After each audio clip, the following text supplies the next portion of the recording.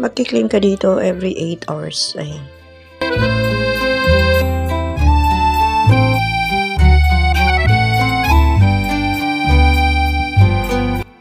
Then, bukod sa pagki-claim mo dito every 8 hours, mag-i-earn ka dito ng 50 coins per referral.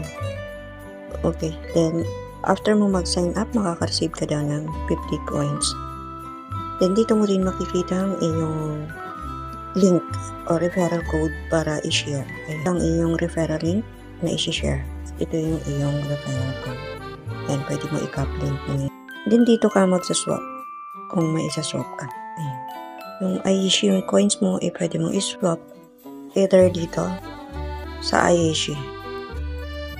Ayan. Swap Aishi, then or dito sa Uno. Pwede ka rin dito. Then, pwede ka rin mag-share ng iyong link sa Uno. Ayan. Para meron ka din reward.